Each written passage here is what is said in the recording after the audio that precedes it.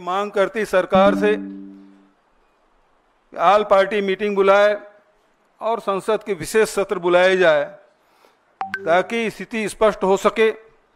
जनता जानना चाहती है और ये जो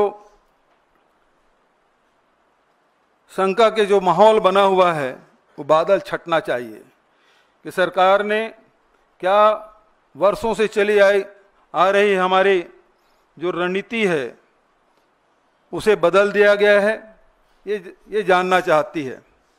आप लोगों की तरफ से कोई सवाल हो तो सादर आमंत्रित।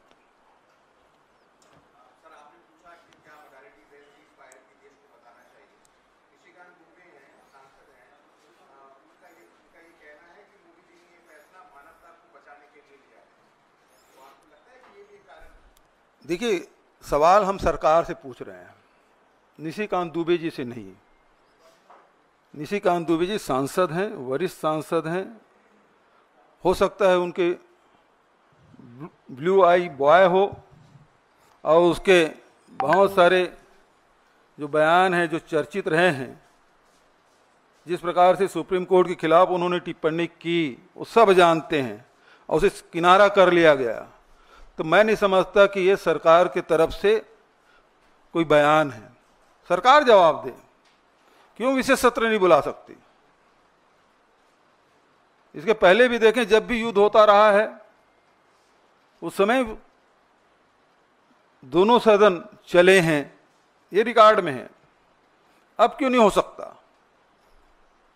क्योंकि इतनी बड़ी घटना घटी और उस घटना के बारे में जानकारी लेने का सबको अधिकार है, देश जानना चाहती है।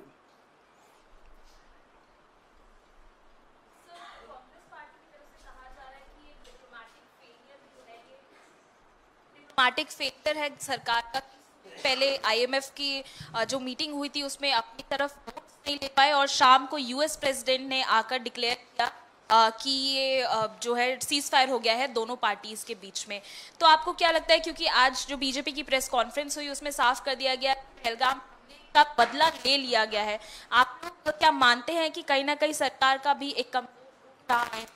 सबसे पहली बात यह है कि युद्ध जब ये लड़ाई चल रही थी उस बीच में पाकिस्तान को आईएमएफ के द्वारा $1 बिलियन उसको दिया जाना और उसमें जब फैसले हो रहे थे तो हमारे प्रतिनिधि वहाँ नहीं थे। दूसरी बात यह है कि अमेरिका के राष्ट्रपति का ट्वीट पहले आता है और उसके बाद दोनों देशों के बयान आते हैं, तो निश्चित रूप से ये कूटनीतिक नाकामी है, इसको सरकार को मानना चाहिए।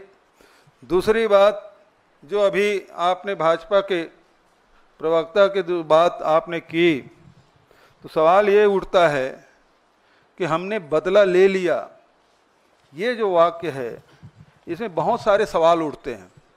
क्या वो 4 या 5 आतंकी आए थे जो 26 लोगों की जान लेके चले गए, वो पकड़े गए या मारे गए? इसका उत्तर आना बाकी है।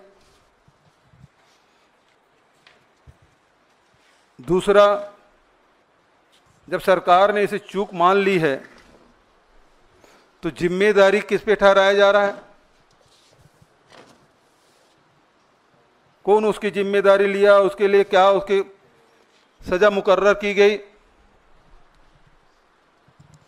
क्या गृह मंत्री जी इस्तीफा दे रहे हैं?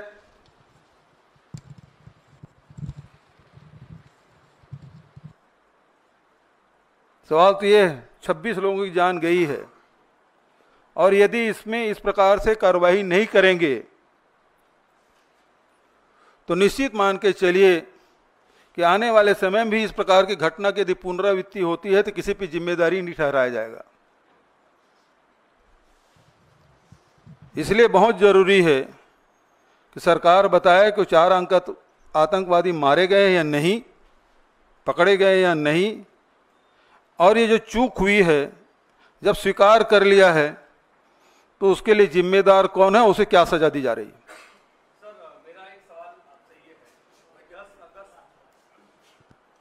मेरा आपसे सवाल यह है कि 10 अगस्त 1994 को जब दोनों सदनों का विशेष सत्र बुलाया गया था, उस दौरान सर्वसम्मति से पारित किया गया कि पीओके हमारा है और पीओके हमारा अभिन्न हिस्सा है और उस पर कब्जा किया जाना चाहिए। ये 1994 की बात है। 2025 के दौर में आप लोग क्या सोचते हैं? आज भी पीओके हमारा है, उस पर कब्जा किया जाना चाहिए, क्या कब्जा किया जा सकता था?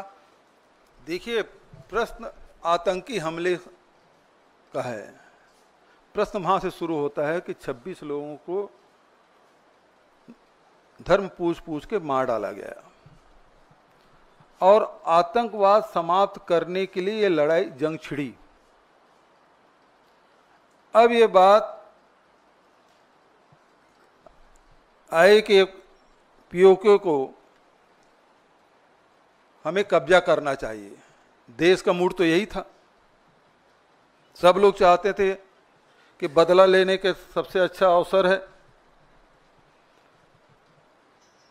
और मीडियम चल भी रहा था। कोई इस्लामाबाद पहुंच गए थे, कोई कराची पहुंच गया था, कोई रावलपिंडी में कब्जा कर लिया था।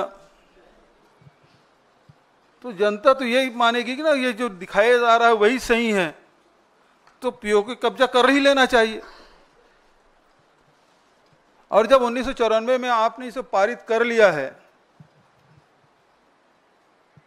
और देश ने माना पीओके हमारा है, और शिमला समझौता में भी द्विपक्षीय बात हुई थी। अब इस लड़ाई के बाद तो यह है कि तीसरा पक्ष तीसरे निष्पक्ष जगह में जाके आपको चर्चा करनी है। तो ये तो बहुत ही हम लोगों के लिए दुखद एक घटना है और ये शर्तें जो है हम सब के लिए बहुत ही शर्मनाक हैं। आम जनता जो आम सेंटीमेंट है वो बहुत भार पर है और उनको लग रहा है कि हमारा जो देश है उसकी जो मनोभावना थी उसके साथ खिलवाड़ हुआ है। कांग्रेस पार्टी प्रमुख विपक्षी दल है, वो उसे किस तरह से लेती है? पार्टी का क्या मानना है? आम जन अपने आप को ठगा हुआ सा महसूस कर रहा है। पहले हम आतंकवादियों के कैंप पर हमला करने गए थे, फिर उन्होंने हम पर जब दोबारा हमला किया तो हमने तय किया हम धूल में मिला देंगे। एकाएक शांति प्रस्ताव आ जाता है। तो कांग्रेस पार्टी का क्या स्टैंड है? क्या वो आम जनता के साथ है? उसकी सोच भी यही है? देखिए, कांग्रेस पार्टी हमेशा जनता के भावनाओं के साथ रही है। दूसरी बात, हमारे राष्ट्रीय अध्यक्ष खड़गे जी और एलपी राहुल जी दोनों ने आल पार्टी मीटिंग बुलाने के लिए कहा। आल पार्टी मीटिंग हुई, प्रधानमंत्री नहीं आए। दोनों बार दोनों हमारे नेता गए और उन्होंने स्पष्ट आश्वासन दिया कि इस संकट की घड़ी में कांग्रेस पार्टी सरकार के साथ है, सेना के साथ है। जो भी कदम उठाए सरकार और सेना, हम उनके साथ हैं। अब सवाल ये उठता है कि प्रधानमंत्री जी ने कहा कि सेना को खुली छूट दे दी गई, तो वापस कब ले लिया गया ये आदेश?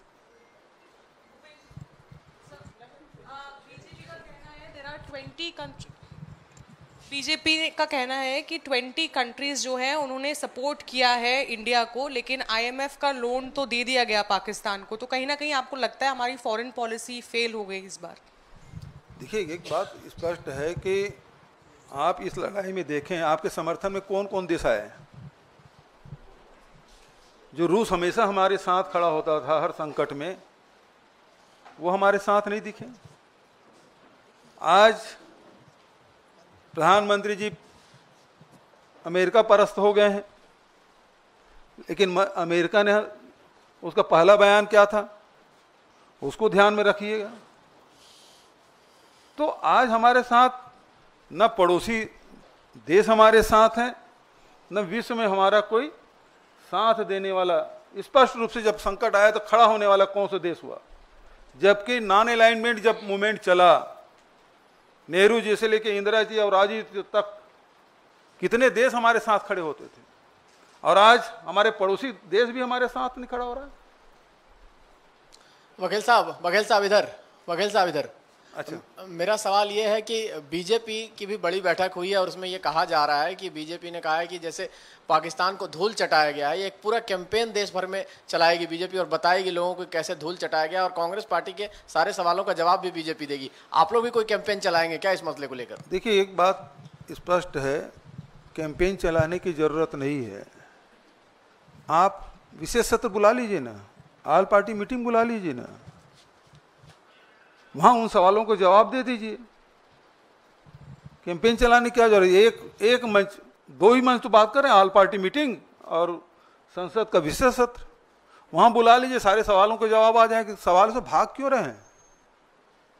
ऑल पार्टी मीटिंग की बैठक में प्रधानमंत्री दो बार नहीं आए, इसीलिए खड़गे जी ने कहा कि अब ऑल पार्टी मीटिंग होगी और यदि प्रधानमंत्री नहीं आए तो हम उसका बाइकाट करेंगे, हम नहीं जाएंगे उसमें। बघेल जी, भारत और पाकिस्तान के बीच युद्ध विराम एक तीसरे देश की मध्यस्थता के बाद हुई और इसकी औपचारिक घोषणा भी किसी तीसरे मुल्क के राष्ट्रपति ने की है। क्या आपको ये लगता है कि भारत सरकार के परंपरागत रूप से जो स्टैंड थे उसके साथ खिलवाड़ हुआ है और देश की जनता के भावनाओं के साथ विश्वासघात हुआ है? बिल्कुल, दोनों बात, दोनों आपके दोनों सवाल में ही उसका उत्तर है कि हम वर्षों से जो हमारी जो विदेश नीति रही है उसमें बदलाव हुआ है, यही तो हम सवाल कर रहे हैं, क्या आपने बदल दिया है?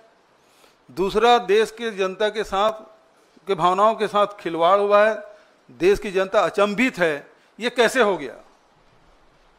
कि जो विश्व गुरु की बात होने की बात करते, विश्व गुरु को छोड़ दीजिए, उसके पहले भी आप देख लीजिए कि नेहरू जी से लेके इंदिरा जी और राजीव जी तक के जो नॉन अलाइनमेंट वाली बात एक ताकत के रूप में भारत को देखा जाता था, आज अमेरिका जो भी कहे हम सुनने और मानने के तैयार हैं। 1000 साल पुराना हमारी समस्या है कश्मीर, वो एक बार नहीं दो बार बोल रहे हैं ट्रंप जी, लेकिन उसका प्रतिवाद भी हम नहीं कर पा रहे। हमारी स्थिति ये हो गई है, इतनी दयनीय स्थिति हमारी हो गई है। बघेल साहब, सर दो सवाल है। पहला यह है कि सत्ता पक्ष ये कह रहा है कि जो ऑपरेशन सिंदूर था उसमें 100% जो ऑब्जेक्टिव था, लक्ष्य था, वो हासिल किया गया है, वो संतुष्टि जता रहे हैं पूरे ऑपरेशन सिंदूर से। क्या इस बात से कांग्रेस पार्टी सहमत है? क्या कांग्रेस को लगता है कि ऑपरेशन सिंदूर में 100% जो लक्ष्य था भारत का वो हासिल किया गया है? यदि ऐसा है तो विशेष सत्र क्यों नहीं बुलाते?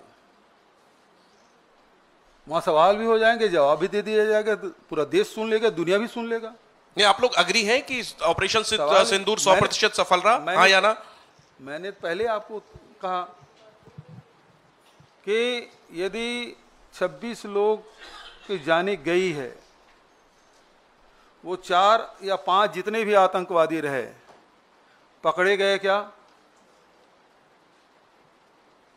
यदि पकड़े नहीं गए हैं तो आपके ऑपरेशन सिंदूर कैसे सफल मानेंगे आप? दूसरा, उसके जिम्मेदार कौन है इस चूक का? आपके ही आश्वासन पर तो लोग वहां कश्मीर गए, अब सब कुछ सामान्य है, आप चले जाइए, सब परिवार के साथ गए और परिवार के सदस्यों को से बिछड़ के वापस आ गए। बघेल साहब, हमने देखा है कि ये कहा गया है कि युद्ध विराम हुआ है, अभी जिस तरीके हालात हैं वो पूरी तरीके से सामान्य नहीं है। सेना की ओर से ये भी कहा गया कि अगर युद्ध विराम का उल्लंघन होता है तो वो उसका माकूल जवाब देंगे। तो इस बीच हम देख रहे हैं राजनीतिक लड़ाई जिस तरीके से उभरी है, क्या वो बीजेपी की ओर से, आपकी ओर से, तो जो एकता बनी थी या एक्शन को लेकर जो सहमति बनी थी, क्या वो बिखर गई है? क्या एक्शन अगर होता है तो उसको समर्थन रहेगा? जितने सवाल आप पूछ रहे हैं ना, प्रधानमंत्री जी पत्रकार वार्ता क्यों नहीं लेते? ये सवाल आपको पूछने का मिल जाता। यदि प्रश्न को उत्तर नहीं देना चाहते तो विशेष सत्र बुला लीजिए, ऑल पार्टी मीटिंग बुला लीजिए, आपके तरफ से हमारे पार्टी के सदस्य लोग सवाल पूछ लेंगे, सांसद लोग सवाल पूछ लेंगे। और सवाल इस बात का है कि यदि सीज फायर हुआ, उसके बाद भी 300-400 ड्रोन गिराए हिंदुस्तान में, अटैक उन्होंने किया, क्या जवाब दिया आपने? यदि सेना का हाथ नहीं बांधे होते तो जवाब नहीं देते। एक तरफ सेना खुली छूट की बात करते हैं, दूसरी तरफ ड्रोन को हम केवल रोक ही रहे हैं, अटैक नहीं किए। उल्लंघन कर दिया तो लड़े क्यों नहीं आप?